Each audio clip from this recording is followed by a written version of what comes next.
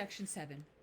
It came as a surprise then when I learned in the Richmond Gazette 37 years later of Sedgwick Bell's ascension to the chairmanship of East America Steel, at that time the second largest corporation in America. I chanced upon the news one morning in the winter of 1987, the year of my great problems with St. Benedict's, while reading the newspaper in the east lighted breakfast room of the assistant headmaster's house.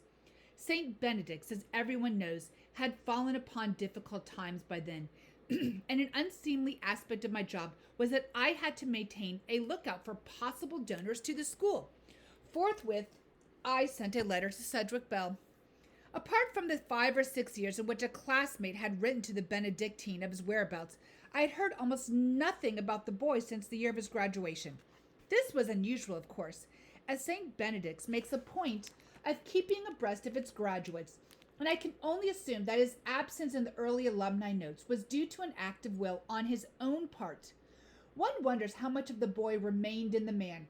It is indeed a rare vantage that a St. Benedict's teacher holds, to have known our statesmen, our policy makers, and our captains of industry in their days of short pants and classroom pranks, and I admit that it was the same nostalgia that I composed the letter.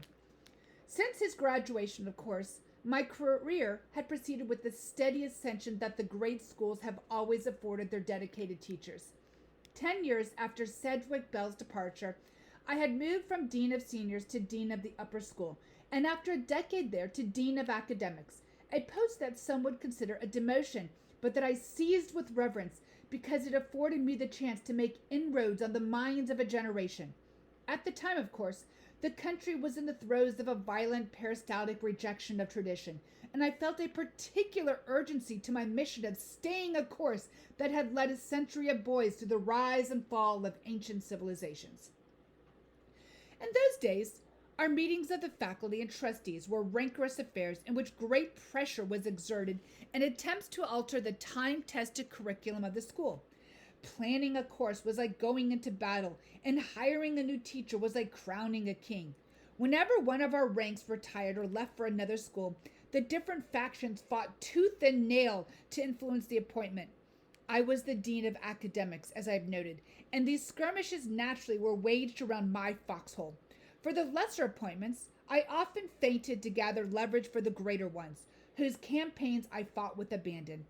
At one point, especially, midway through that decade in which our country had lost its way, St. Benedict's arrived at a crossroads. The chair of humanities had retired, and a pitched battle over his replacement developed between Charles Ellerby and a candidate from outside. A meeting ensued, in which my friend and this other man spoke to the assembled faculty and trustees, and though I will not go into detail, I will say that the outside candidate felt that, because of the advances in our society, history had become little more than a relic. Oh, what dim-sighted times those were! The two camps sat on opposite sides of the chapel as speakers took the podium one after another to wage war. The controversy quickly became a forum concerning the relevance of the past. Teacher after teacher debated the import of what we in history had taught for generations, and assertion after assertion was met with boos and applause. Tempers blazed. One powerful member of the board had come to the meeting in blue jeans and a tie-dyed shirt, and after we had been arguing for several hours and all of us were exhausted, he took the podium and challenged me personally, right then and there, to debate with him the merits of Roman history. He was not an ineloquent man, and he chose to speak his plea first, so that by the time he had finished his attack against antiquity, I sensed that my battle on behalf of Charles Ellerby and of history itself was near to lost. My heart was gravely burdened, for if we could not win our point here among teachers, then among whom indeed could we win it? The room was silent, and on the other side of the chapel our opponents were gathering nearer to one another in the pews. When I rose to defend my calling, however, I also sensed that victory was not beyond my reach. I am not a particularly eloquent orator, but as I took my place at the chancel rail in the amber glow of the small rose window above us, I was braced by the sudden conviction that the great men of history had sent me forward to preserve their deeds. Charles Ellerby looked up at me, biting his lip, And suddenly I remembered the answer I had written long ago in the crier. Its words flowed as though unbidden from my tongue, and when I had finished, I knew that we had won. It was my proudest moment at St. Benedict's. Although the resultant split among the faculty was an egregious one, Charles Ellerby secured the appointment, and together we were able to do what I had always dreamed of doing. We redoubled our commitment to classical education. In times of upheaval, of course, adherence to tradition is all the more important, and perhaps this was why St. Benedict's was brought intact through the decade and the one that followed.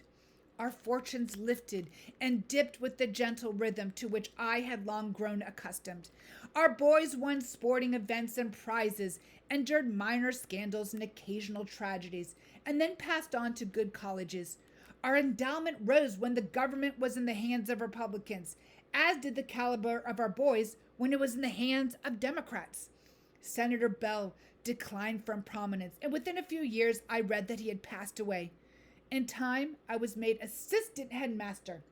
Indeed, it was not until a few years ago that anything out of the ordinary happened at all, for it was then, in the late 1980s, that some ill advised investments were made and our endowment suffered a decline.